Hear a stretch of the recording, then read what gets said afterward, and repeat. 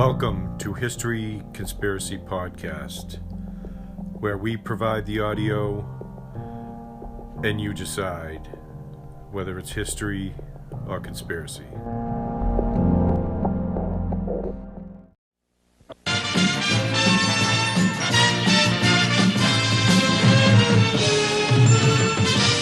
Wide World Special. This is Dealey Plaza in Dallas. On the 22nd day of November 1963, the President of the United States, 46-year-old John Fitzgerald Kennedy, was riding in an open limousine that was leading a motorcade heading down Elm Street, going in that direction. Sitting in the back seat alongside the President was the First Lady, Jacqueline Kennedy. Sitting in the front seat of the same open car was the then Governor of Texas, John Connally. To his left, Mrs. Connally. To her left, a Secret Service man. To his left, the driver, another Secret Service man. As they came down the street in the open car, they waved to the crowds on both sides of Elm. But then when they reached approximately that point, a shot rang out. We had been with the President and Mrs. Kennedy through the tour. It had been such a wonderful tour. And when we arrived in Dallas and the long motorcade, the people couldn't have been friendlier. The crowds couldn't have been more wonderful, more generous in their reaction to the President. And I just had such a good feeling about the way they had received him in this city. I had just turned around and said to him, "You can't say Dallas doesn't love you, Mr. President." That was it. In all, at least 3 shots were fired. According to the Warren Commission, all 3 shots came from the rifle of a lone assassin, Lee Harvey Oswald, a communist activist who'd set himself up in a sniper's nest on the 6th floor of that building. It used to be called the Texas School Book Depository. Watch this program and then you decide for yourself whether you think Lee Harvey Oswald was acting alone.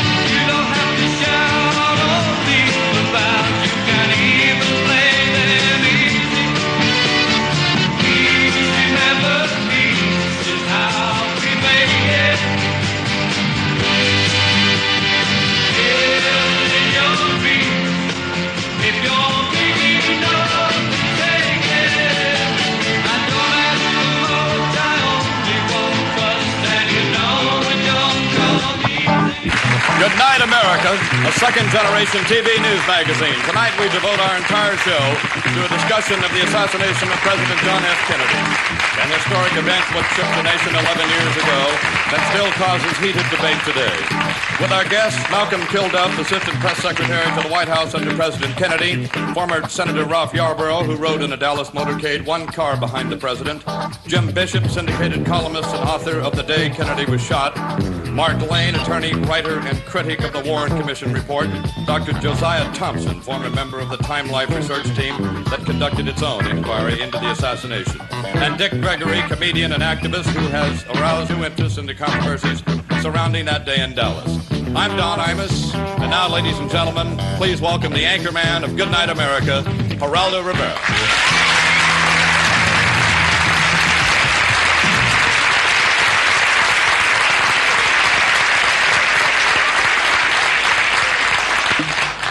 Good evening. 3 weeks ago, during the last edition of this program, we aired the actual film of the murder of President John Kennedy. Seeing that film for the first time on network television had a tremendous impact, not only on all of us connected with Good Night America, but evidently with a lot of you as well.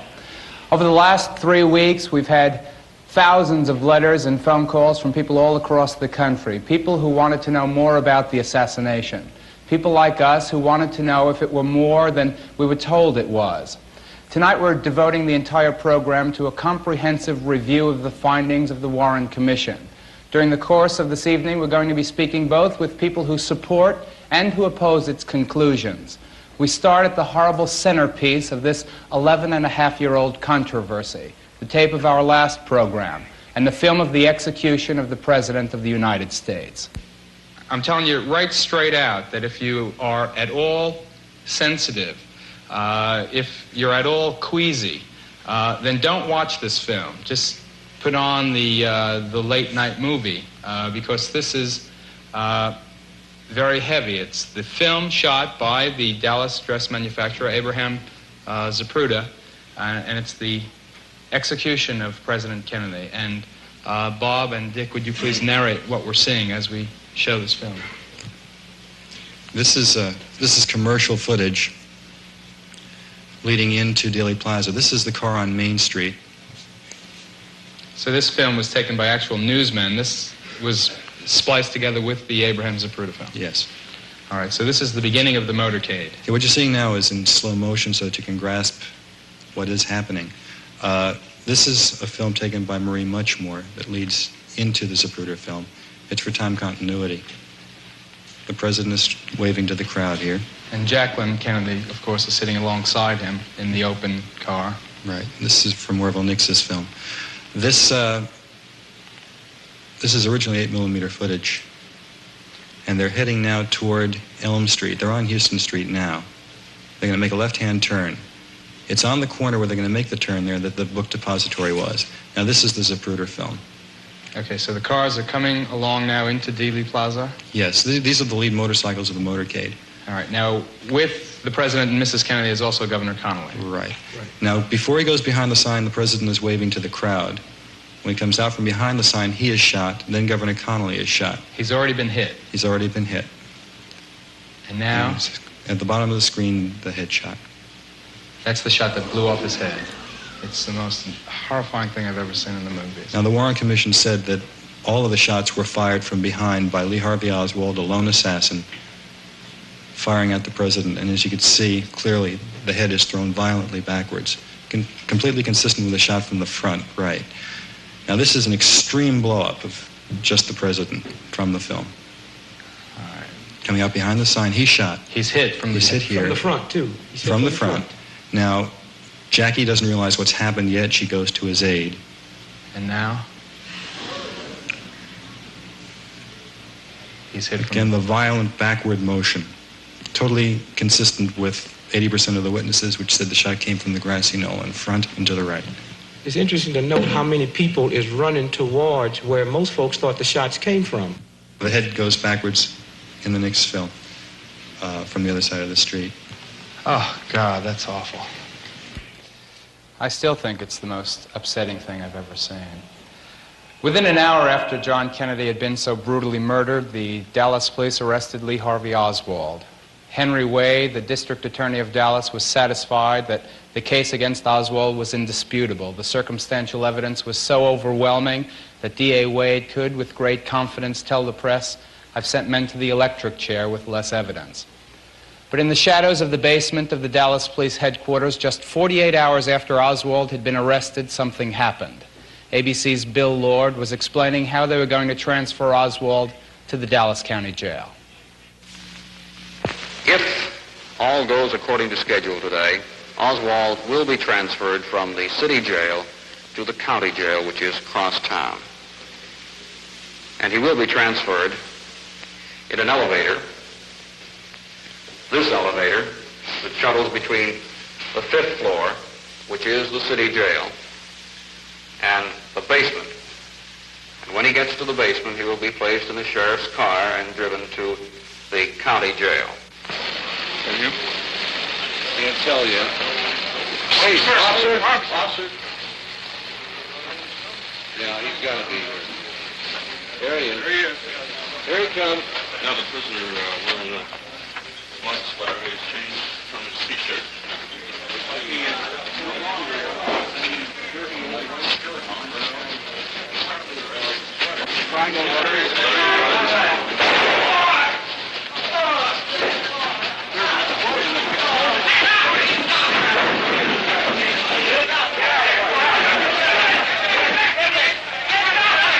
I did not see, but these are the reports. There is someone down on the floor. A detective put his hand up on his forehead, shaking it. Oh, no, this has happened.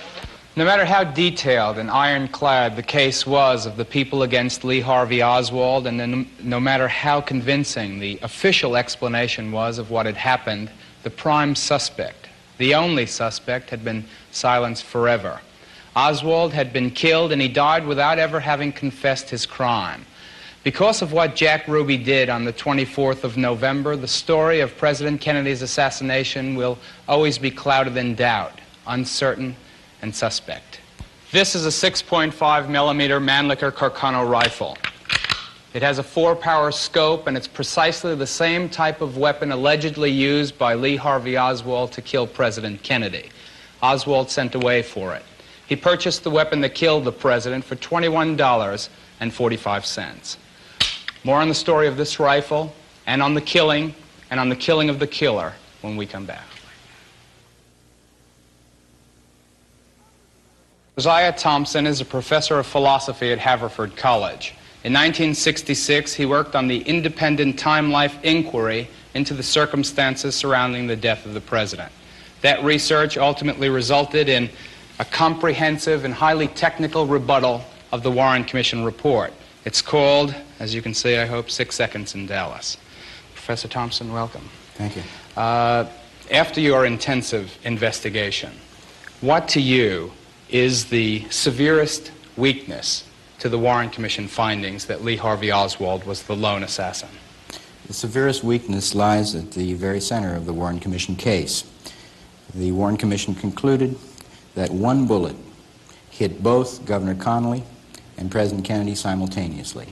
That famous single bullet theory, namely that one bullet going 1,300 miles an hour slammed into the president's back on the right side, emerged from his neck, continued on to slam into Governor Connally's back, very near his right armpit, blow 5 inches out of his 5th rib, blow a large hole out of the front of his chest, continue on to puncture his wrist bone at the largest extent and shatter that bone and finally embed itself in the thigh. That theory, that one bullet did all that and did it within 0.003 of a second, is the greatest weakness in the Warren Commission reconstruction. Why do you say that? Because, as I remember it, President Kennedy was in the back seat of the open limousine, and Governor Connally was in the jump seat, sitting directly in front of the president.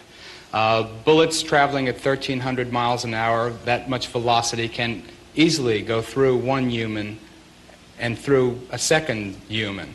Why do you say that it's improbable or impossible? Well, first off, because every witness in Dealey Plaza who spoke to the question as to which bullet hit the governor said that it occurred after the president was hit, that he was hit by a separate shot, and that, as you know, is Governor Connally's opinion. But most importantly is this film, this crucial Zapruder film, because on that we can actually see a separate hit on Governor Connally at least 3/4 of a second after the president is already reacting to a bullet hit. All right, let's take a look at some of the individual frames from that film and make your point when you see them. All right. Now, the first frame that we have here is Zapruder frame 183. The car has not yet gotten behind the sign, hiding it from the camera. Okay. If we move in close now, I think we can see the president uninjured, Governor Connally uninjured, the president waving to the crowds on his right. President Kennedy is here obviously reacting to a bullet hit. His arms are upraised, his fists are clenched. But now let's look at Governor Connally. Let's move in close on Governor Connally. Here we see he appears quite composed. He's holding his Stetson upside down in his right wrist, a wrist which, according to the commission, has already been shattered by a bullet. He appears quite composed. It is his belief at this point that he hasn't been hit. So the president has been wounded. The governor apparently has not yet. Has not, and that's crucial. Let's go on now. Here we have Zapruder frame 237. Now at this point, if we move in close, I think, on the governor, we can see that his mouth is open. He said that just when he was hit, and his wife said just before he was hit, he was yelling, "Oh, no, no, no." I think he's yelling that just now. Now the hit occurs right now in the next 1/18 of a second. Let's go to the next frame. You see the change? The remarkable change. His shoulder has been driven down by the impact of the bullet. His cheeks have been puffed, as the air has been forced up through the epiglottis, expanding the cheeks, and his hair has been mussed. That's what Dr. Gregory, Connolly's doctor, told me when he saw that. Now let's move on to the next. 239. Connolly's face is distorted like a boxer's face under the impact of his opponent's blows. His hair is mussed as before. Let's move on to the next frame. 240. Again, pretty much the same effect. Now, for the first time in this frame, we can see that shattered wrist begin to give way. But it begins to give way only after the hit at 237, 238. I want to stress what a small time that is. 1/18 of a second. All those considerable changes occurred. So you say that Governor Connolly was hit after the president was wounded? At least 3/4 of a second after, and perhaps up to 1.5 seconds later. But most of the witnesses, and certainly the Warren Commission's conclusion, say that there were 3 shots. Why couldn't it have been Lee Harvey Oswald firing once, wounding the president with that first non-fatal shot, Lee Harvey Oswald firing again and wounding Governor Connolly with that second shot, and then only the third shot being that horrible headshot blowing off the top of the president's head? A good question, Mr. Rivera. And if Lee Harvey Oswald had been using a machine gun, he could have done that easily. But he wasn't using a machine gun. He was using this carbine. Notice how it works. Now, the FBI tested this gun. They got Agent Robert Frazier, the fastest gun they could find, and he fired many, many rounds from this rifle. And what they wanted to find out was, what was the minimum mechanical time necessary to pull the trigger, work the action, and pull the trigger again, without aiming. I stress that, without aiming. The fastest time in all these tests that Bob Frazier could manage was 2.3 seconds. Now, we're dealing with 2 hits within at least, at maximum, 1.5 seconds. So you're saying that the time that passed between the time the president was wounded and the time the governor was wounded was just too short for Oswald to get off 2 shots? Exactly. That sounds convincing to me. But first, I think it's instructive and interesting to see that Governor Connolly agrees that he and the president were not hit simultaneously. We have a film clip from a press conference the governor had, and we'll show it now. That the first shot that was fired hit the president. The second shot that was fired hit me. The third shot that was fired hit the president. But I know I wasn't hit with the first shot. And then I was hit. And I know I wasn't hit with the third shot. That much I'm absolutely sure of. Let's assume for a second, as the Warren Commission evidently did, that the governor was wrong under the traumatic experience of being wounded so severely. He simply was mixed up in his facts. And that every other witness who spoke to it and was that also every other mixed witness up. was Yes. mixed up. Is it possible that the governor experienced a delayed reaction? And if it is it possible, physically speaking, for Lee Harvey Oswald to fire a single bullet and to have that bullet go through the president's back, out his neck, into the back of the governor, the same bullet? I don't think it is, and I think we can show it right here. But I think it's important to show that we've exactly marked the models as, in fact, the wounds were incurred on Governor Connolly and President Kennedy. All right. How do we know that, first of all? First of all, we have President Kennedy's coat. It exists, and we have a photograph of it. And one can see on that coat, about 4 inches down from the collar, a bullet hole here. We also have his shirt, and that also shows a bullet hole in the same position. We have notes that were taken during the autopsy, and a sketch of President Kennedy's body is drawn during the autopsy. At point B on this sketch, if we move in closely, we can see it now. There's a bullet wound, measures 7 by 4 millimeters, and again, it matches up with this position. In addition, we have the front of President Kennedy's shirt, which shows a small nick, a small slit in the shirt just under the collar button at approximately this location. That then marks the trajectory through the president. And we have here, I believe, a view drawn by a Warren Commission artist of that trajectory.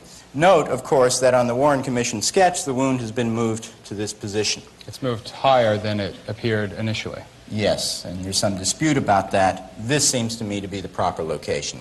Now, moving on to Governor Connolly, I think we can see it clearly on the right-hand side of the screen, a hole here.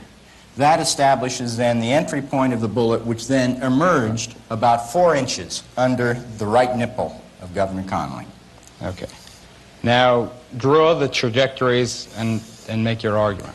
We have a right to left trajectory of about 20 degrees here, entering here and emerging on the midline. Now, it should be obvious that a bullet that emerges on that trajectory would just barely graze Governor Connally's left arm. In order for it to enter at this point, just under his right armpit, the bullet would have to have turned around in midair, moved over 2 feet, and then driven downward at a much sharper trajectory to emerge at the point it did. Well, prima facie, it seems improbable that the bullet emerging here would then go over there. But again, what if somehow Oswald had miraculously managed to do it? What if the president, for instance, had been waving to the audience, the people on that side of Elm Street, and had leaned way over, excuse me, Mr. Roth, and that Governor Connally at the same time was waving to the crowds all the way over here on this side of Elm Street? Well, Is it possible we'd have to move them even farther here. Okay. That will do it. Now, it is possible by very awkwardly changing the models to get a trajectory like that, which will line up in the horizontal plane, but of course not in the vertical plane. But the problem there is that we have the Zapruder film. And on the Zapruder film, we can see what happens up until the car goes behind the sign. There's just 3/4 of a second there where it's hidden. In that 3/4 of a second, for this to have occurred, they would have had to have moved from their normal position, which they had before it went behind the sign, and then awkwardly stressed themselves like this, been hit by the bullet, and then moved back to the normal position, where we find them just 3/4 of a second later. That boggles my imagination. How central is this single bullet theory to the Warren Commission's findings that Lee Harvey Oswald acted alone? It is absolutely central. As the Commission counsel Redlich put it, to say that they were hit by separate shots is to say that there was more than one assassin.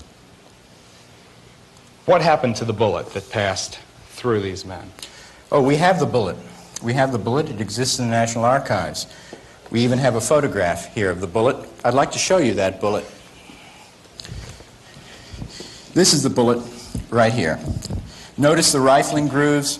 It appears basically undamaged. The end is a bit squeezed, a bit of lead extruding from the end. Now, this is the actual bullet that the Warren Commission offered as its exhibit, as the bullet that passed through both the president and the governor. This bullet went through President Kennedy, hit Governor Connally, blasted 5 inches out of his 5th rib, continued on to shatter his radius and embed itself in his thigh, according to the Warren Commission. It doesn't look like it's been damaged by the passage. It looks like a virtually perfect bullet.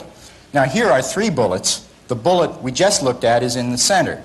This is the actual bullet that they found. That's the actual bullet, the bullet that was supposed to have done all this. On either end are ballistic comparison bullets that were fired into cotton by the FBI. These went into cotton. According to the Commission, this went through 2 people, smashed 2 large bones, and it looks virtually undamaged. The Commission actually performed experiments to see what would happen to bullets fired from Oswald's rifle when they hit bone. That's a bullet fired from Oswald's rifle that was fired into a corpse's wrist, grossly deformed as one would expect. All these bullets that hit anything were grossly deformed, and yet this bullet allegedly went through 2 people and smashed 2 large bones, and I submit that that's just profoundly improbable. Is that your conclusion, then? Not only my conclusion, but I think the conclusion of any forensic expert who has looked at these bullets and looked at the case. Okay. We'll talk to people, of course, who are of the opposing point of view later on in the program. Dr. Thompson, thank you for coming on. Thank you very much. We'll be right back. On November 22nd, 1963, the sad duty of informing America that the president had been shot and killed fell on the shoulders of Malcolm Kilduff, the assistant White House press secretary, who was ironically acting as head press secretary on that Dallas trip because Pierre Salinger was flying to Japan. Kilduff later served under President Johnson, and he's now doing public relations work in Washington, D.C. Ladies and gentlemen, please welcome Malcolm Kilduff. And welcome to you, sir. I wonder if you could just give us exactly your location at the instant the president was shot. My location was sitting in basically in the 4th car in the motorcade, in the right front seat. with Merriman Smith of United Press. It was the press pool car. I started in the previous segment by asking Dr. Thompson what he thought the single greatest weakness of the Warren Commission report was. I want to ask you what you think the single strongest aspect of that report is. Well, I think that the Warren Commission did its job and did its job well. I must frankly admit that I wonder why some of us who were that close to it were not interviewed by the Warren Commission. You mean the Warren Commission never called you? No, they did not. What did you see and hear? And basically, what the doctor said I would have to support. There was enough time, Merriman Smith sitting in the middle of the car, there was enough time after we heard the first shot for Merriman Smith to say to me, what was that? And for me to say, it sounded like a firecracker. You time that out, it comes out to about 3.5 seconds. And I can remember very clearly, and I don't know why I can remember it clearly, but I do. It was getting near Christmas time, and in Texas, Senator Yarbury will tell you they use firecrackers, and I figured somebody had thrown a firecracker out. It was an immediate thought, and I can remember it as if it were yesterday, that was my immediate thought. It was a firecracker. Now, there was enough time in there between the first and the second shot. In the reconstruction of the motorcade, as we were coming into Elm Street, our car was directly under the window in the Texas School Book Depository. There is no question in my mind, and I'll be very clear about this, as to where those shots came from, because they were coming right into my right ear. And as we were turning that corner, that was the car that, in point of fact, was the closest to the rifle at the time it was discharged. That rifle in that window just above my right shoulder. So you're saying that to you, unequivocally, the bullets came from the school book depository and not, as some people say, from the front or from the side? 3 shots came from the same location within that period of time. They sounded exactly alike. They came from the same location. If they had come from far ahead, I would not have heard it that clearly because we were not in a convertible. The press pool car was a closed Southwestern Bell telephone car that had a phone in it. It was just a normal sedan. So if it had come from forward of the motorcade, as some experts have suggested, that shot would not have been that clear. They were all of the same intensity to me at that precise moment in time. Do you agree with the central finding of the Warren Commission that Lee Harvey Oswald was the lone assassin? Yes, I do. Do you agree that one bullet passed through the president and then went on to wound Governor Conway? No, I believe it was the second shot that hit Governor Conway. Would you object to a reopening of the Warren Commission or some other official body? No, I certainly would not object to a reopening of the Warren Commission report. I think that there's been far too much mystery made of this, too much talk of this conspiracy. For I do strongly feel that it was the single act of a single deranged mind of Lee Harvey Oswald.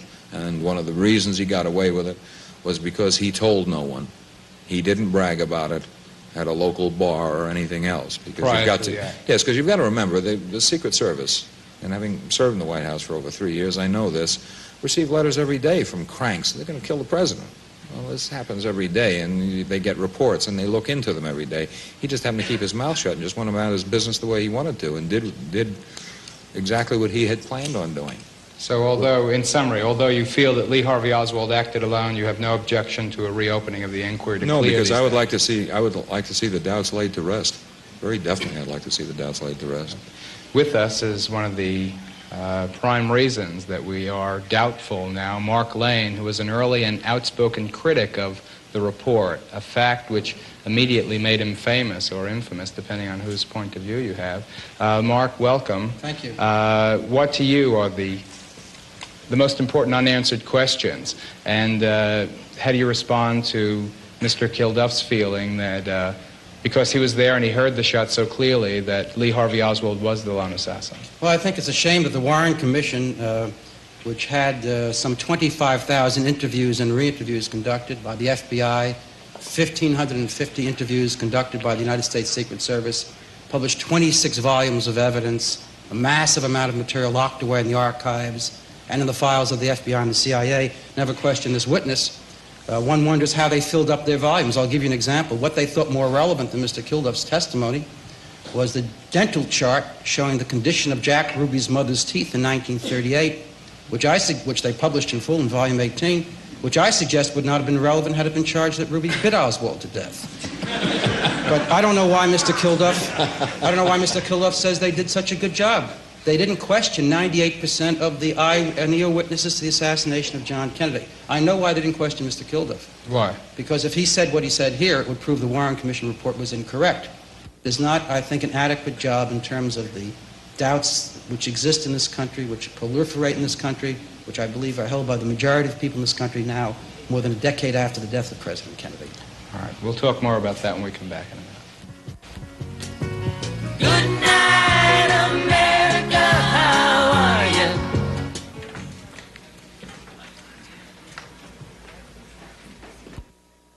Bishop began his 45-year career in journalism as a copy boy for the New York News. He advanced through the ranks as a reporter, rewrite man, feature writer, magazine editor, and author of dozens of books, including this one.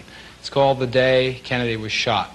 Today, Mr. Bishop is a syndicated columnist and contributed to many national magazines, and he's here tonight as one of the Warren Commission's staunchest defenders. Mr. Bishop, welcome. Thank you, sir. I know you spent 5 years researching that book, The Day Kennedy Was Shot. What's new? Now, the newest thing on that subject is a little piece of literature from Medical Times, November 1974, which is fairly recent. And I don't know whether you can pick this up on a camera, but it tells about the Kennedy-Connolly one-bullet theory. Right, the single bullet theory. And the men who were assigned to go to Bethesda first, before they went to the National Archives, managed, it seems here, to see the X-rays that Mark Lane and I have been talking about for years and trying to get the government to show to the world. Right. I should make that point that the autopsy of the president, which would really be the definitive evidence as to many of these theories, has been not generally available. Either the X-rays or the autopsy. As you know, who was the Army forensic medical expert, was the man who presided that night in Bethesda over this thing. And the Gawler brothers were the funeral directors, and I interviewed them on each shot, type of shot, where it was, where they had to patch up the president's head, even where they found the hair to match his hair. And I just want you to, I saw your reconstruction with two men sitting in chairs, one behind the other, and I want you to read this from the mouth of Governor Connolly. Quote, and this is part of this Medical Times. We had just made the turn. Well, when I heard what I thought was a shot, I heard this noise, which I immediately took to be a rifle shot. I instinctively turned to my right because the sound appeared to come from over my right shoulder. So I turned to look over my right shoulder, and I saw nothing unusual except just people in the crowd. But I did not catch the president in the corner of my eye, and I was interested because once I heard the shot in my own mind, I identified it as a rifle shot. The only thought that crossed my mind was that this is an assassination attempt. So I looked, failing to see him. I was turning to look back over my left shoulder into the back seat, this way. But I never got that far in my turn. I got about in the position I am in now, facing you, looking a little bit to the left of center, and then I felt like someone had hit me in the back. Now, this is entirely consistent with the one-bullet theory through the strap muscles below the neck and adjoining the shoulder, and the tumbling action is attested to in the medical report that the wound found in the back of the president's neck was perfectly round, but the one found in Governor Connolly's chest was elongated, which means that the bullet, instead of flying straight, had hit some obstruction and started to tumble. And in its tumbling action, it caught the governor this way, lengthwise. As a matter of fact, by the time it splintered through the rib cage and Connolly's hand was like this as he tried to look back. It went into his wrist and then into his thigh. And in each case, it was a tumbling motion. This is why the bullet was found probably on the stretcher or fallen off the stretcher when he was taken to Parkland Memorial Hospital. This also accounts for the very slight, almost abrasive wound in the thigh. If you're hit by a bullet, you're not going to end up with a very slight abrasion. It's going to be a fairly good one. And the shattered wrist. These could all be accomplished by this particular rifle, which had a muzzle velocity of 1,905 feet per second. We do not use carbines of that strength in the United States Army. I have two questions. Yes. The first one concerns the apparently delayed reaction of the governor with a rifle that you say has a muzzle velocity that fast. Wouldn't the governor respond on the film instantaneously to that shot? If it were the same shot. No one responds instantaneously to a shot unless a strong nerve has been hit and it's a reflex action. Why is the president reacting seemingly instantaneously? His hands are going up, his fists are clenched. He looks very obviously like a man who's been hit, when the governor doesn't react until at least 3/4 of a second later. And yet, now you're talking about reaction time. You must concede this, that when the president heard that first shot, we will never know, but we may assume that he thought it was a shot. Because 3 weeks before, I was in the White House with him, doing the final interview on a book called A Day in the Life of President Kennedy, and he brought up the subject of assassinations. I didn't. And he said that he subscribed to what Lincoln believed in, and that is if there's anyone high enough and he has a gun, Jim, there's no way they can protect you. He can get you. Now, if he believed this, and if he heard what he thought was a sharp retort and he was waving to people, wouldn't it be almost instinctive that he would go like this? And also, isn't it quite possible that Connolly was a little bit slower in turning to the right because he heard the sound coming from that direction? Well, basically what we have, I think, is that the witnesses are wrong, the film is wrong, the forensic evidence is wrong, and the ballistics are wrong. This is the forensic evidence. Well, Dr. Cyril Weck is a forensic pathologist, and he'll be here. I don't really want to go into the forensic evidence, although I'd like to. So what's your summary, Jim? My summary is that the Warren Commission was correct. And the only mystery we have left is a thing that Mac and I have discussed and we're not agreed upon, and that is, was there a #1 bullet which missed the car through the yew of the tree? Or was that a third bullet? So you're saying that there was 3 bullets. The first bullet missed. The second bullet did go through the president and then through the governor. Right. The governor was wrong in his testimony, essentially, is what you're saying. No. He was wrong, yes, but honestly wrong. Yeah, I'm not Sincerely saying. wrong. Yes, I'm not. He wasn't lying. Right. The governor was sincerely mistaken. But if you listen to the quotes from him right after it happened, he turned to his right, as he would. If you heard a shot coming from there, you would turn too. And then the left hand goes on to the right leg. Then when he turned the other way, he was in the opposite frame. You're on a jump seat. Right, but what about the fact that the bullet that they found allegedly on the stretcher of Governor Conley had only 4 grains missing from it, and a bullet that passed through one man's back, out his neck, did this tumbling act that you suggest, went into the back of Governor Conley, smashed his rib, knocking the rib out, and smashed the wrist bone, which, as I understand, is one of the thickest bones in the body, yes, embedding itself someplace in the thigh, or at least wounding the thigh. The damage was so insignificant. More grain should have been missing? No, I'm saying that the bullet should have been flattened or in some way deformed. These gentlemen postulate that it's quite possible that by the time it went through Governor Connolly, the bullet may have reversed itself in its tumbling and been traveling back to the front while going in this direction. In other words, you fire and a bullet tumbles end over end and hits you and goes through your skull. It explodes the skull. 5 1/4 inches of the president's head flew out over the back of the car. It has an explosive tumbling effect. All right, well, let's see. Wait, just before we go away for a commercial, and we'll be right back. You're saying that the bullet turned in midair and went into Governor Connolly? No, after hitting the president. Right, after hitting it started to tumble. It tumbled, so it went in backwards, and that's why it's not... No, in his back, it went in sideways, this way, the long way. Right. And the wound and the scar that the governor carries today is elongated. It is not round. Okay. I wonder if I can just say one thing, and that is Lieutenant Colonel Pierre Fink, we referred to, Yes. who in fact was in charge of the autopsy at Bethesda, testified that there are more grains of metal in Governor Connolly's right wrist than are missing from that bullet.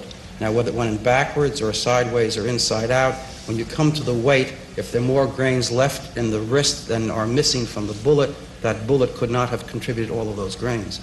If Dr. Fink said that, yes, then I would subscribe to what you say, but I haven't read it or heard him say it. He testified to it. Uh-huh. We'll check that Well, I have all when of we're that. during the commercial break, whether he said it or not.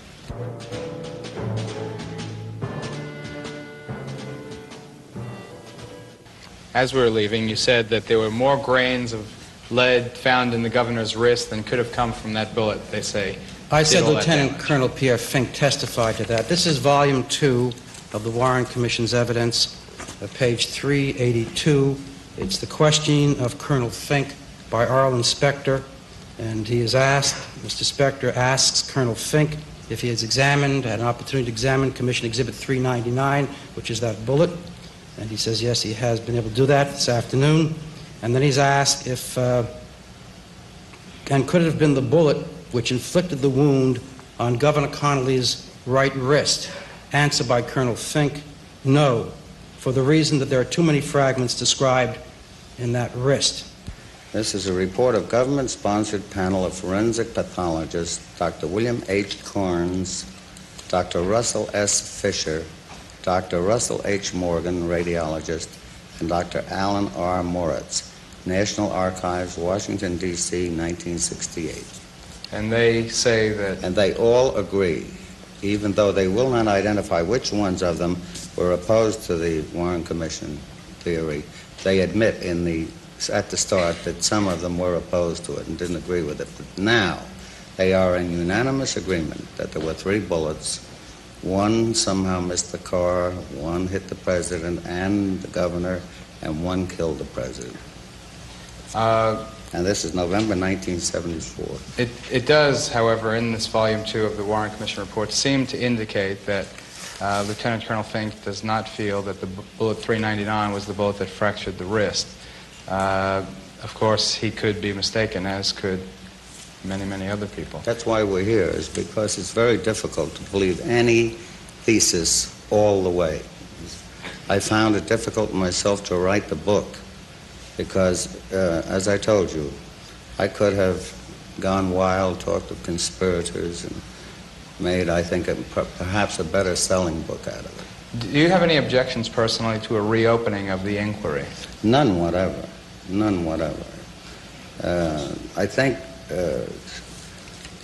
anyone will agree that we could have cleared the whole thing up at that time had 2 things happened. One is, had Lyndon Johnson not ordered the Warren Commission to hurry it up and give me a complete report. That was point 1 that was harmful. And point 2 was, Mrs. Kennedy, the widow, felt that the x-rays and the other medical material were sacred and were to be kept secret from the world for something like 75 years. Now, if we hadn't had those 2 things, then anyone could have walked in and examined it as public material. Well, there's a lot of other evidence which has been locked up in the National Archives and the files of the CIA and the FBI. It had nothing to do with the request by the Kennedy family. And I'm glad to see that, Jim, that you take the position the matter should be reopened. I think most Americans feel that way. I spoke in Madison, Wisconsin yesterday. After I spoke there about the case, the Attorney General of that state, Bronson La Follette, the Mayor of Madison, Paul Soglin, called upon Congress to reopen it, and said they personally, I think, were reflecting the feelings of millions of Americans when they said they would not be satisfied with a new presidential commission, or a commission which relies upon the CIA or the FBI to conduct investigation. But what they wanted, and I think what most Americans want, is an investigation by a committee of Congress, not conducted the way the Warren Commission did, all behind closed doors, all in secrecy, and finally with their report being issued, but conducted the way Irvin's investigation of Watergate was conducted, before the American people.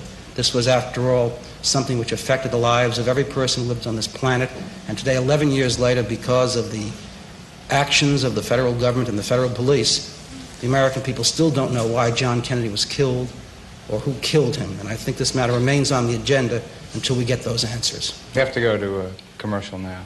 Thank you both, Malcolm and Mark, for coming on. Jim, stick in for a little while. Okay, we'll be right back.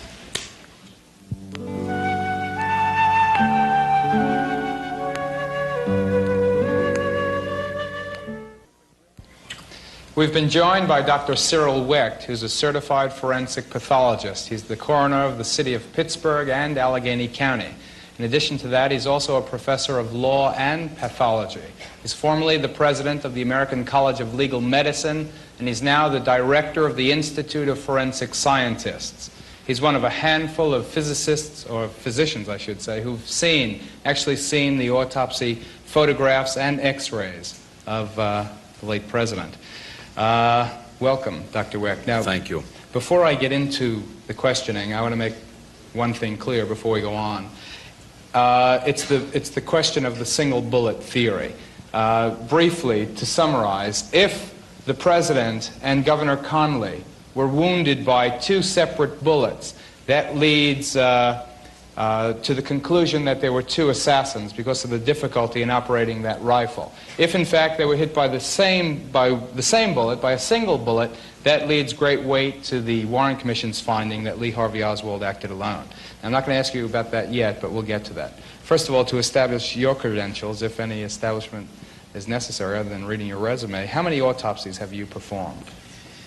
I have performed around 7,500 autopsies and have directed, supervised, or reviewed perhaps another 10,000 over the past 18 years or so. How would you characterize the autopsy performed on President Kennedy? As one of the most incomplete, superficial, incompetent medical legal autopsies that I have ever seen. Let me say, without any reference at this point to what one believes about the conclusions of the Warren Commission, there is no question at all among forensic pathologists and other forensic scientists that this autopsy is absolutely unbelievable. That this should have been done in the United States of America on the most important medical legal autopsy in the history of our country and possibly in the world in this fashion still staggers the imagination, and after all these years I find it hard to believe that it did happen. The pictures of that autopsy. Of course, if the autopsy had been scientifically adequate, this obscene speculation that's been going on about the president's body would have been silenced. We can't redo the autopsy, but there were photographs taken and x-rays, and you're one of the few people who are given access to those documents. The documents show many things which are set forth in the autopsy report. I do find many things with which I agree. There are a lot of things that are not in controversy. The more important things, perhaps, Mr. Rivera, are the items that are missing from the National Archives. And this is something that, unfortunately, too many Americans don't know. They have no way of knowing. The president's brain was not buried with the body. It was quite properly saved, placed in formalin to be fixed, so that it could be examined 2 weeks later. You see, in the fresh, traumatized state, it would literally fall apart in your hands, and you could not trace the tracks of the bullets or bullet fragments. You fix it in formalin, and then you go back 2 weeks later, and you serially section it, and then you get a classic demonstration of the pathways of a bullet or bullet fragments. On December 7th, 1963, the pathologist did go back to the brain, and it is so listed in a supplemental report in the 26-volume set. And the final sentence regarding the brain says, coronal sections, that's side to side, coronal sections of the brain are not made in order to preserve the specimen. Okay? They don't say for whom, but it wasn't for me, because the brain is no longer there at the National Archives. The microscopic tissue slides, which were made of the so-called wounds of entrance and the so-called wounds of exit, which may or may not be exit and entrance as they believe. Those slides, which they do refer to in their supplemental autopsy report, are no longer at the National Archives. Special sections made of the brain are no longer at the National Archives, and Kodachromes of the interior chest of the president, so that we could learn more about the wounds of the neck, the wounds of the back, the trajectory of the bullet, etc., what structures might have been damaged. Those Kodachromes are missing. So probably the four most important items of hard physical forensic pathology evidence regarding the autopsy on the President of the United States are missing. Where'd they go? No, Who do you they're think very clever, you see. They don't get themselves into a Watergate bind. They don't say that they have been lost. They don't say that they are destroyed, and they don't say that you can't see them. They simply say, we do not know where they are. We've been talking about the single bullet theory, the bullet going through the president to the governor. What about that headshot? I want to show the film again from Zapruder's frame, approximately 312 onward. We've talked about the first two shots. Let's talk about that last shot, because I think in the last program we put undue emphasis on the fact that the president's head was whipped back. So at the risk of horrifying you again, I want to show that film. So the president, there's the headshot. The head blows off, and the president's head goes violently backward. There's the backward motion. Now, in the last program, everyone who saw it and everyone who saw it at home all said that the bullet appeared to come from the front, and that's why the head was whipped back that way. But I understand that that may not have been the case. It may not have been the case. The only thing I can say to that from a forensic pathology standpoint is that the movement of the body is much more consistent with a shot coming in much further down on the side than the alleged site of Lee Harvey Oswald or anybody else from the southeast corner of the 6th floor of the Texas School Book Depository. I cannot, however, say that it is a physical impossibility for that shot to have been fired from the rear. But it still could have come from the rear. Yes, it is a possibility that I certainly would not rule out and cannot rule out. Okay, so I think that opponents of the Warren Commission really do have to rest their case on the single bullet theory. Well, there are some other things. May I point these out? They're very important. We don't have a lot more time. What could be better for the government? What could be better for Mr. David Bellin and Mr. Arlen Specter and Mr. Kilduff and Mr. Bishop than to get these pieces of scientific evidence released? Let's get in top-flight forensic scientists, men of the finest reputation. Get them to review and analyze these things. Get the brain, get the slides, privately, not for the front cover of Time magazine or to show on a television program, but done in a very precise scientific fashion. Let's see what the hard physical evidence points out. Mr. Kilduff said before that 11 years have gone by and it's too late to do anything. No, you see, Mr. Kilduff means well, but he doesn't have the training in forensic sciences. The evidence of neutron activation analysis, spectrographic analysis, looking at microscopic size under the microscope, it could be 110 years old, and we can still learn things from it. Let's all of us join together, get this physical evidence, and then we'll see where we are. I know today 2 people shot the President and Governor Connally on November 22nd, 1963, because under the single bullet theory alone, having destroyed it, we arrive inevitably, inexorably, and irrefutably to the conclusion that 2 human beings did the shooting on that day. Okay, thank you. Thank you. Mr. Bishop, thank you for being here, and Dr. Wecht, thank you. I'm very grateful to be in good company. Well.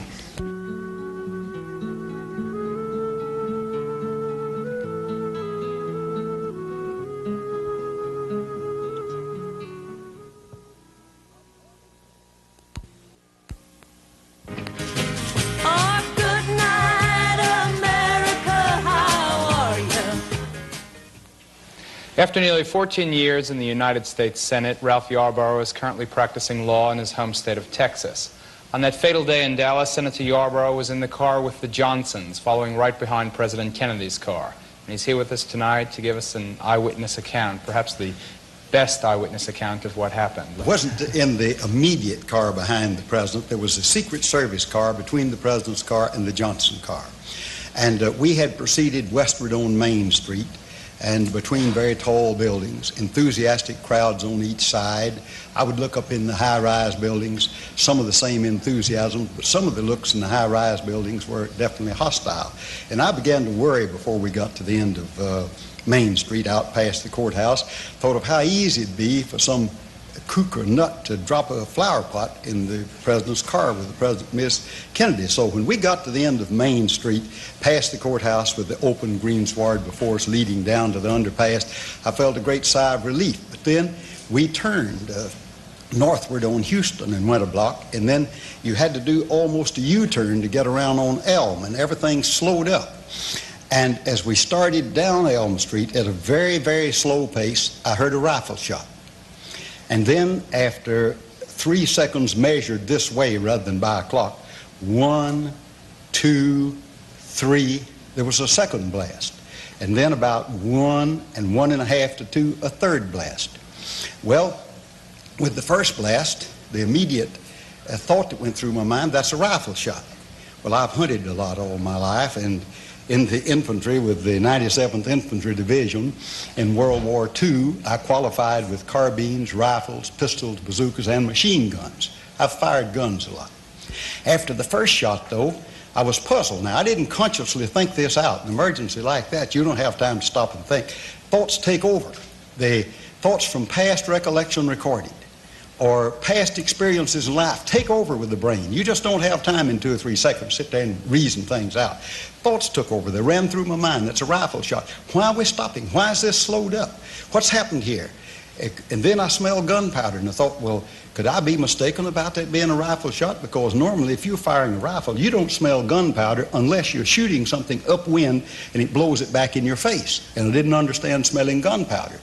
And then after the second shot, briefly after that, they took off. But the motorcade did not take off till about the time the third shot was fired. A period of at least 5, 6, 7. About 5 seconds. In retrospect, it looks to me like something you go back to the ancient Greek, the fates of great Greek tragedy. Here's President Kennedy. That first shot would topple the normal man over, I believe, from my experience in life and seeing wounded men in the battlefield. And it would have toppled a man over. It didn't topple him. Why? He had that corset on. I've been in President Kennedy's dressing room and saw that corset strapped way up here when he was dressing, while he was president. And here was a corset from that back illness and injury held him up till an assassin could kill him. And the car stopped. Everything went wrong. Nothing went right. It looked like all the fates were against him that day. What about the finding of the commission that Oswald was Well, when I wrote them, you see, they came over then, a couple of fellows to see me sometime after that, and they walked in like they were a couple of deputy sheriffs, and I was a bank robber. They caught me walking out. What do you got to say about this? I didn't like the attitude. As a senator, I felt insulted. And they went off and wrote up something, brought it back for me to sign that I refused to sign. I threw it in the drawer and let it lie there for weeks. And they had on the last sentence on there to swear to it. This is all I know about the assassination. They wanted me to sign this thing, then say, this is all I know. Of course, I would never have signed it. Finally, after some weeks went by, they began to bug me, you're holding this up, you're holding this up, and demanding that I sign a report. So I typed one up myself and put basically what I've told you about how the cars didn't take off, and I said in there, I don't want to hurt anyone's feelings, but for the protection of future presidents, they should be trained to take off when there's a shot fired. And I sent that over, and that's dated July the 10th, 1964, after the assassination. To my surprise, when the volumes were finally printed and came out, I was surprised at how many people down at the White House didn't file their affidavits till after the date after that of mine, the 10th of July, waited to see what I was going to say before they'd file theirs. I began to lose confidence then. That's further eroded with time. About 2 weeks ago in Texas, I stated I thought there should be another investigation, not reopen the same commission, but another investigation. Some people say it will be terrible on the Kennedys. It will. But that family has already lain 3 or 4 gifted brothers as on the altar of their country as human sacrifices. I think we owe it to our 213 million people, to them and to the world, to dig wherever the facts will lead us. I have no special theory of what happened, but I think we should go wherever the facts lead us and find out what they are and enter this with no predetermined conclusion as to how it happened, who encouraged it, or what happened. Thank you. We'll be right back.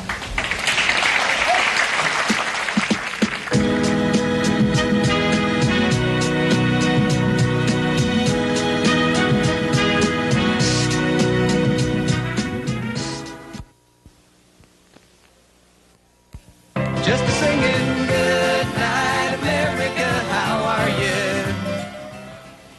With me now is Dick Gregory, the comedian and social activist who, as far as I am concerned, started this whole thing. He came to me and discussed the evidence of the Zapruder film and of the president's death and got me involved, and that's why we did the segment on the last program, and it's the result of the response to that program that caused us to devote the entire 90 minutes this time to the show, or rather to the murder of the president. And I wonder what response you've gotten since then. I'm so tickled to be here tonight, thanks to Joliet Junior College in Illinois to switch the date for me.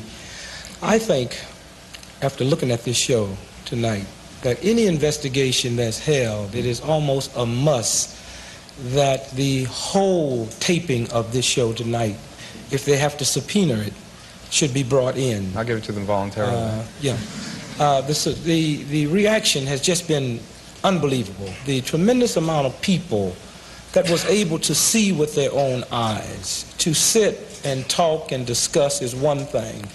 To see with your own eyes is something else. And I think this will do more to have an investigation so we can clear the air. There's a lot of questions that have to be asked. We heard tonight of the Secret Service do a good job. Lee Harvey Oswald never bragged about killing someone. He didn't have to. The fact that he said, I don't want to be an American citizen, I'm going to Russia, I'm going to give secrets away. The fact that that man is back in the country means that some investigative force who have the protection not only of the president but of America should have known where he was at that time.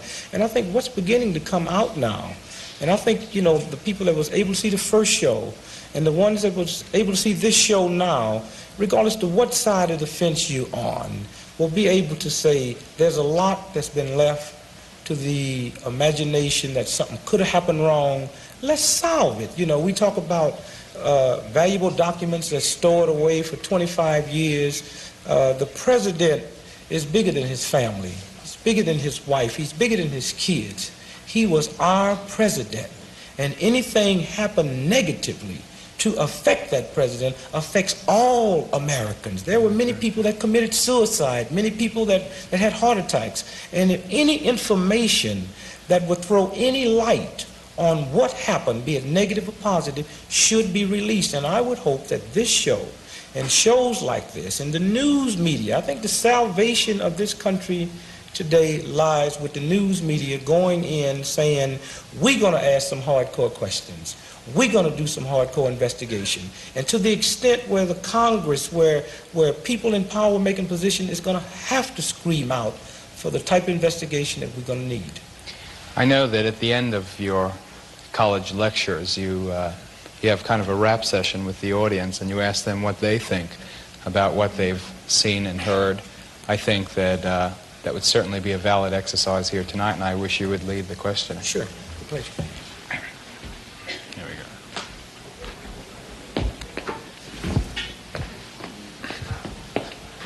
go. I sincerely hope that we haven't, that by our questions and the tone of our questions, we're not making people who might support the Warren Commission afraid to raise their hands.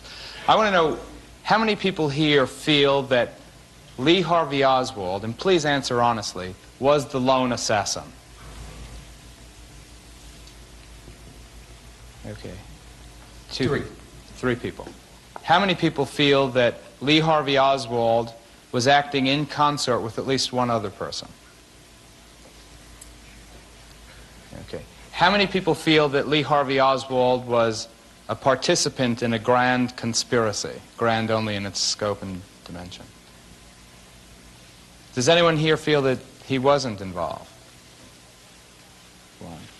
I have one final question, really, and I think it's the key question. How many people here would like to see this case reopened? How many people would not like to see it reopened? One. I think that that's the central point. Dick, thank you for coming. Thank you, brother, so much. Peace be with you. We'll be right back.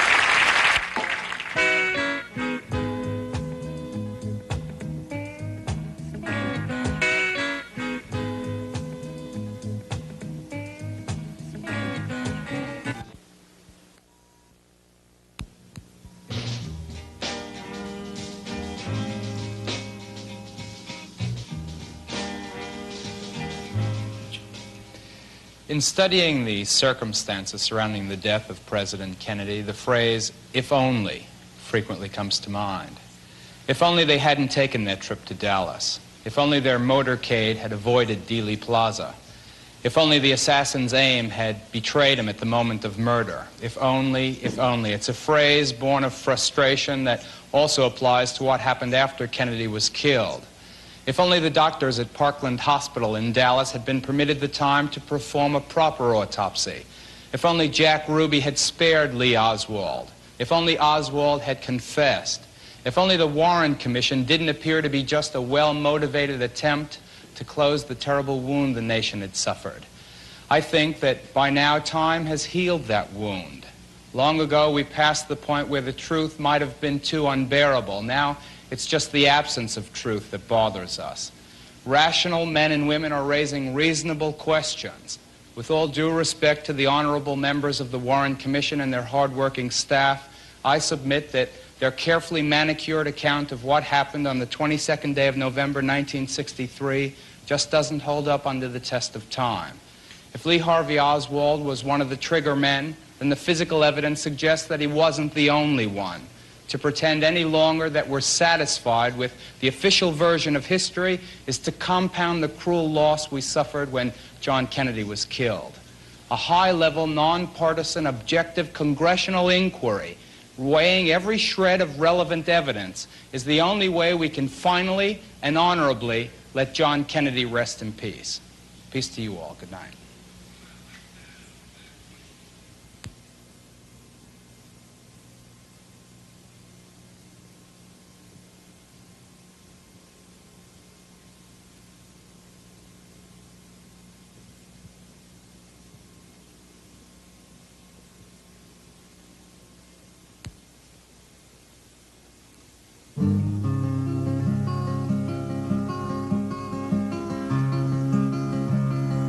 Oh, I still can see him smiling there and waving at the crowd as he drove through the music of the band,